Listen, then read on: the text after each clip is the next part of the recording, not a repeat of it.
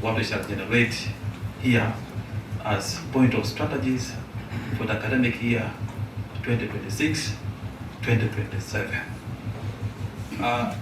College main campus.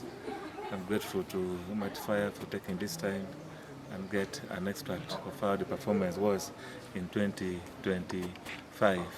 You're aware that in the lower curriculum, we're in the second year of sitting, and in the first year, in 2024, we posted great results, both at district level and nationally, where at national level, we were number 144 in the whole country, and in the Acholi sub-region, we were number 4 as a school, and Pagai campus also did very well. Generally, in 2025, the results that were released last week, we are doing the analysis today, detailed analysis to see by gender, by subject, how we performed. I can say that in terms of grades, because when you see the analysis and from every source, there are 5 grades of A, B, C, D, E. Now, out of the 5 grades at Comprehensive College, there was a drop in 1 grade. However, that drop in 1 grade affected our overall performance. The drop in the grade was in grade A, whereby in 2024, we got a total of 134 A's. But in 2025, we dropped to 52. But from grades of B, C, D, and E, there was great improvement. For instance, in E, which is considered the worst grade, or those who have failed, those who can go somewhere, but their grades are not all that good. In 2024, we got 51 E's, but by God's grace, in 2025, there was 0 grade, meaning all the subjects, everybody, out of the 406 candidates, nobody got an E, not even a single E. In terms of D, we had about 800 D's in 2024, but in 2025, we had only 113. That was an excellent improvement. In terms of C, we had about 1,700, but in 2025, we had 2,310. That was also a great improvement. When you come to B, in 2024, we got 925 B's, but in 2025, we got 1,260. That was also a great improvement. So generally, in conclusion, you can now see that the decline was only in 1 grade, that is grade A. In terms of gender, we normally compare our girls and the boys out there performing. The boys and girls are on neck-to-neck performance. You find in the top 10, there are 3 girls, or in the top 10, there are 2 girls, and that is very important. Like in the old curriculum, if we score 44 first grade, you find about 20 are girls. That is the same thing we are doing in the new curriculum. So the across boards, all the grades that were performed well, all the girls were very close. Like in C, in B, where there were over 400 C's, there were also over 100 girls posting the same results. And the boys, you find the difference between the boys and the girls are not more than 50. If there are 500 boys posting A's, you find there are 400 plus girls posting the same. So generally, we are grateful. And like I said earlier, the decline in 1 grade of A affected our all grades. Because in terms of ranking, if you saw from the papers and other media, in 2024, as a school, as I said earlier, we are now number 42. But in 2025, we dropped to 244. Now, that was not only for comprehensive. The decline was across board. All the schools in the country almost dropped in their position. And still this year in the regional comparison, we maintained our number 4. But there are those who drop and there are those who improve. And Pagai campus also have come in. If you saw the top 1,000 schools across the grades of A, B, C, D, that did the exams fairly well, Pagai campus was there, main campus was there. Other schools in the region, Archbishop Flynn, Uche, and others, they were all there. So that shows that as a Acholi region, we're also doing very well. Because if in the top 1,000, we are over 30 schools appearing there, and we to look at other factors in the region here, our fees are very low. Our schools are mostly day, but in Kampala and other regions, you find most schools are boarding. Their fees are over 3 million, 2 million. So in comparison, the schools in the Acholi region are doing quite well. And I want to encourage every school to take up the new curriculum very well. Let us partner together and make our region proud. There's no need of taking children outside the region, outside the district. if schools are posting better results than what other schools are posting in other regions. Yeah. Anya Uger Steven, Tie Director of Studies, Kitgum Comprehensive Main Campus. Albert Alafone, joining Kitgum Comprehensive College. Makaliba Rio, Kapara Rio, Kubeda Ponyo Kuno, Makara Pa. The Marabini Comprehensive no hitting pay my bear. I don't your office. Makaliba Rio Kapara Boro. The team Director of Studies. Now since then, one of Pano Kikamano, the worm can teach material. The other kid may wajane, no kid may pena. A Gampan Matalo Kid Comprehensive College main campus. Timo Pen my bear. Maka. Madong Magiramo mo team of my bear, lawyer Uberi, all curriculum, Maria Angage. Madong a lower, the all curriculum, Mercy of 4. Mawa team my bear, Ruti and Wakar of Wayne. Madong Gichago new curriculum, one Matalo Gampan or Yupe, major new curriculum, Magamato Category. Matalo Kid Comprehensive College, lot of my chill penye in 2024. Magio Timo Pen my bear, Ma Ingeo Niang Lok make great. Many curriculum in the yellow matek to kill or tear of one of Ponyaki. Come can give you a penny office. The phone. Why don't I command? Don't know very good tea. And young Macario Mocarangate, the Pope, you are born on your working board of town. Tida forma technique to them make Machello school. Key partners ma make one. Or Berka Yapo, down a Berka Funo, down a Berka Mino, Tampidano, Kino Capun, the assembly cover Beruka, or Tietty, Machello Director of Studies in the Office of Academics, or Yubo Kidmamir or Fonji Kere. Jack and Key look make great. Kijima mete. Curriculum in Logada, America, which Demonate Wong. Well, Tin Latino unknown great make one a great any. No Latino to Jima Paul. The Kiranti gang one activity was a great and Timothy or Quan Malaphone meal, and not our point Latin. The Kiramoka Tima your nep, Twalawaki, Keyboardki, Kilone continuous assessment items. Maru you nep Twalo, Kilone Kai, getting a Logamata in a Kai, Gayo. Twala Malaphone or Miro make Latin. La tian mi guiding and kill me team. Can la phone petimo. En payment la phone mi team. La phone guiding la tian areas of your team. Come your cherry polo do research. That's why I cherry library make no note of ponky there. A computer lab make go bechane or installing and make one Wi-Fi. What you do do. Mano computer lab not active. Lutian team berka timo research. Pelo phone polo cherka phone. At least me a work teach la tian. Matic enemy la tian no chawa metimone. Ma either timo computer lab when you tell timo a library. Medical and what again make project work in a PRTech this is a practical skill. Malatian kero neuro outside class. Practical lesson any one Machalo Kidgum Comprehensive College main campus. Okay, very Friday. A Friday chaka chabung when Kinuchu me o cha parachel. Or where Tiano Sino 4, Sino 3, Giperi make one practical. California Meggi. So Timio to the tia game of car outside class. The chair of Cheramo garden, then get to garden, my Maggie school.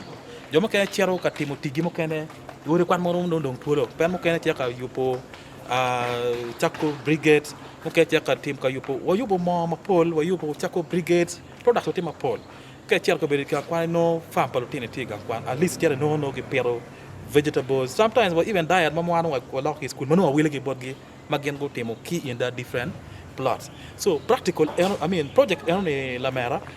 Kaki timo Maxel la fontier make choki timo gen cho report ki choga la fontier scoring gen ko scoring tiki chwala kwe e unep so manyuti results mano tin bienone no ki chogo and scores en fonya be ka chwala tit palo tira ene ti da ya gene unep donc kirma meggi ngi penye duma para che donc ay ribo wañ donc carte en ki lok me e ki bini tiken ma mera meta kere waña kere ma chala comprehensive one of them gen make lone results analysis kar wati mo pen wa bero penyo timo disaster analysis makube chana ka nen watie botu ka ene e ka ber madit ene ka timo disaster analysis par disaster mo ka te ma mo kar pasina fone pe mo no ne kar pere mo chal comprehensive ko ta bera rio ta bera de ka wat bero penyo nen kid ma disaster ka de kere kido ngome ke tem wan pola kar ka disaster ka bo te ni rio ni de ko ti bero penkilo fonya cho ti ya yum to plan directors ma mekwa kilo dir me school board of governors ki teachers me campus zario pe mo te campus zario wa wati ge main campus ki page campus so ko bero ka chelo kilo yo ka chel we kwa nen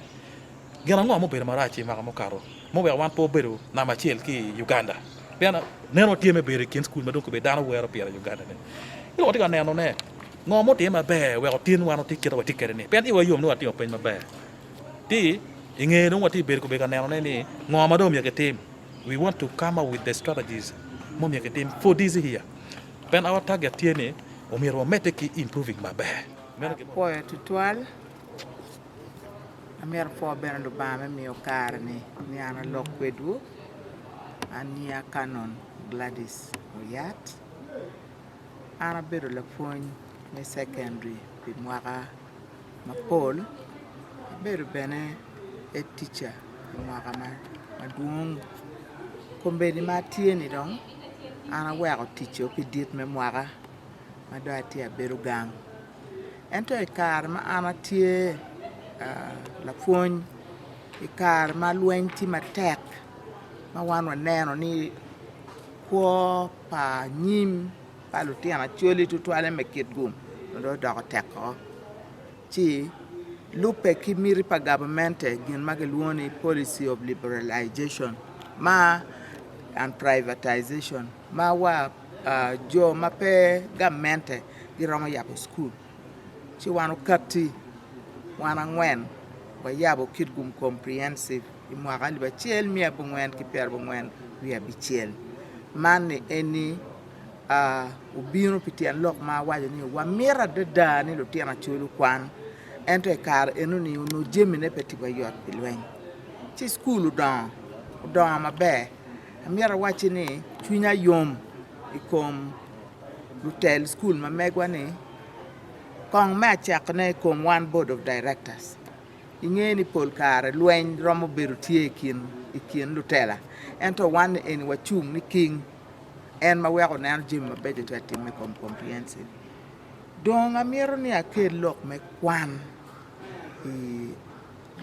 actually sub region kuna waju ni kari kikany wan watiga wachi watimo mabe chunywa bene yomi ye kari wa waju ni school magulu tikatimo mabe school ma choli muke tikatimo mabe ento ka wakero gitoro gi wenka chiel acholi wan pruti tere Mandela yang waju ni guri me kwan ena itieni the backbone of any country is education manyuti ni wek lobo chung matek no ponyeti mabe don weko kela la penyi wan machala choli kadong ni kwana ye weko dano beru mabe wano tikwene